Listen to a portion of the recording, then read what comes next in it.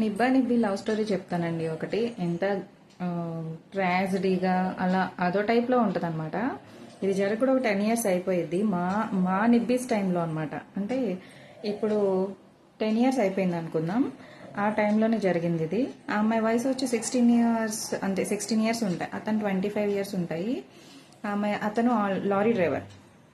ఈ అమ్మాయి వచ్చి చదువుకుంటుంది. ఎలాగో పరిచయం అయిందంటే సేమ్ ఊరే అనుకుంటా, లైక్ ఒకే ఊరు వాళ్ళది. ఒకే ఊరైతే ఈమెకి ఆటో నేర్చుకోవడం అంటే ఇష్టం అంట ఆ టైంలో. సో అతను నేర్పిస్తానంటే అట్లా ఫ్రెండ్షిప్ ఏర్పడిపోయింది అనమాట. ఆటో నేర్పిస్తానని నేర్చుకుంది. తర్వాత అందరికి స్కూల్లో అలా తెలిసిన తర్వాత కొన్ని రోజులు గ్యాప్ తీసుకుందనమాట. అండ్ తర్వాత మళ్ళీ కంటిన్యూ చేయటం అట్లా జరిగింది. ఎప్పుడు చూసినా స్కూల్ మానేయటం, లైక్ బయట తిరగటం, ఇట్లా అందరూ చూస్తుండేవాళ్ళు. పిల్లలందరూ చెప్తుండేవాళ్ళు టీచర్స్కి అండ్ ఫ్యామిలీస్ కూడా. వాళ్ళు ఒప్పుకునే వాళ్ళు కాదు, తిడుతుండేవాళ్ళు. జరుగుతూ ఉండేవి గొడవలు.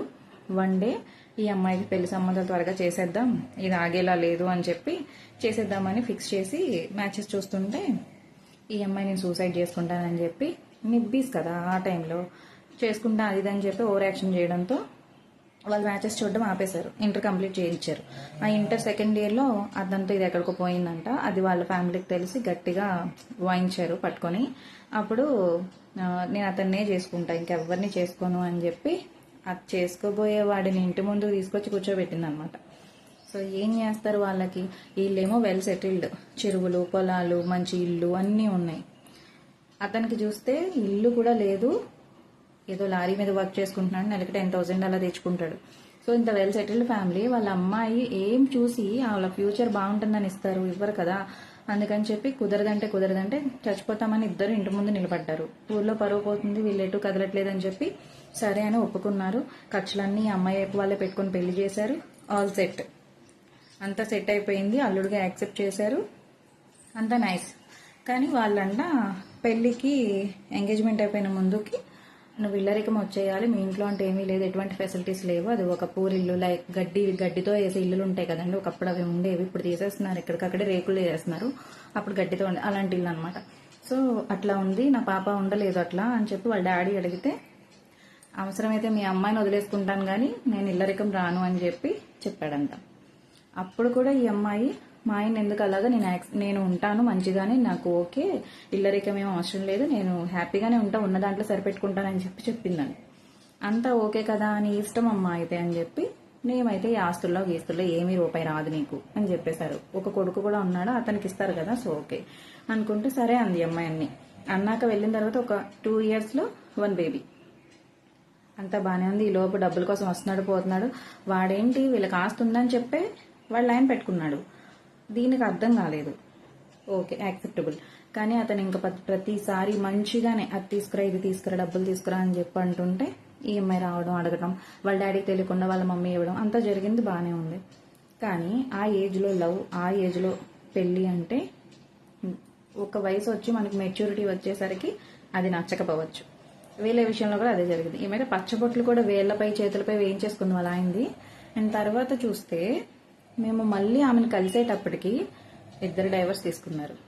ఎందుకు అంటే అప్పుడు మిస్టేక్ చేసిందంట, పిల్లలు కూడా పుట్టేశారు, అయినా సరే డైవర్స్ తీసుకుంది. ఆ చేతి మీద ఉన్న పచ్చబొట్లు అలాగే ఉన్నాయి.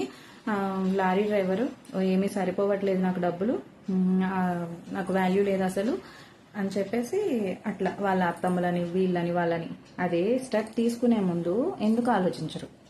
అది ఫ్యామిలీ వాళ్ళు చెప్తున్నారు కదా ముందే, అది మంచి సెట్ కాదు, నీకు మంచి లైఫ్ కాదని చెప్పినప్పుడు కళ్ళు ఏమైపోతాయి, మీకు బ్రెయిన్ ఏమైపోద్ది? ఆ తర్వాత ఆల్రెడీ ఫ్యామిలీ పరువులు పోయి అంతా నాశనం అయిపోయిన తర్వాత మేలుకుంటే ఏం లాభం?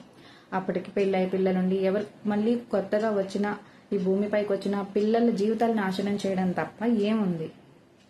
ఇలా ఉంటుంది నిబ్బల్ లవ్ స్టోరీ. అండ్ తను వచ్చి ఇప్పుడు బొటిక్ పెట్టుకుంది. ఒక బొటిక్ పెట్టుకొని హాయిగా ఉంది. కానీ ఇంకా ఏం చేస్తుందో ప్రజెంట్ తెలియదు. కానీ కరోనా టైంలో కూడా ఏవో హెల్పింగ్ అని చెప్పేసి ఢిల్లీ అటు సైడ్ పోయిందంట. అండ్ తర్వాత వచ్చి బొటిక్ అది పెట్టుకుంది. అండ్ అతను వచ్చి ఇంకా లారీకే చేసుకుంటున్నాడు. వీళ్ళ అమ్మ నాన్న కూడా వేరే మ్యాచెస్ అవి చూసేదో చేస్తున్నారని చెప్పి తెలిసింది. కానీ ఆ పిల్లల భవిష్యత్తు ఏంటి? మీ ఒళ్ళు కొవ్వెక్కి మీ కామంతో మీరు పిల్లల్ని కనేసి తర్వాత నాకు ఆడొద్దు నాకు ఇదొద్దు అని చెప్పి మీ డైవర్స్ హ్యాపీగా తీసేసుకుంటారు. అసలు వాళ్ళ పరిస్థితి ఏంటి? నువ్వు ఇంకో పెళ్లి వాడు ఇంకో పెళ్లి చేసుకుంటారు. వీళ్ళు ఏమైపోవాలి మధ్యలో? అండ్ ఏదైనా ఒక స్టెప్ తీసుకునే ముందే ఆలోచించాలి. ఎవరిని పడితే వాడిని ఇష్టపడిపోయి పెళ్లిళ్ళు చేసేసుకొని ఒక వయసు రాకముందే 16కి 17కి లవ్లేంటి ఈ ఇన్స్టాలో కూడా చూస్తున్నా ఇష్టం వచ్చినట్లు పెడుతున్నారనమాట. ఈ వేస్ట్ ఫెలోస్ వాళ్ళని మీమ్స్ వేయటం, వాళ్ళని ట్రోల్స్ చేయటం, వాళ్ళని హైలైట్ చేయటం, అవి చూసి నెక్స్ట్ జనరేషన్ కూడా తెలుసుకొని ఓకే ఇది బాగానే ఉంది కదా మనం కూడా ట్రై చేద్దాం అనుకుంటారు. వాళ్ళ ఐడియల్ పోయేలాగా చేయకుండా ఇంకా వాళ్ళపై ట్రోల్స్ చేసి హ్యాపీగా నవ్వుకుంటున్నారు, కామెంట్స్ని హైలైట్ చేసుకుంటున్నారు.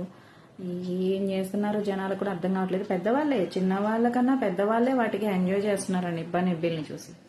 ఇలాంటి లైఫ్ స్టోరీలు ఎన్ని జరిగి ఎన్ని ట్రాజడీస్ ఉన్నాయో లైఫ్లో చూస్తే కానీ అర్థం కాదనమాట.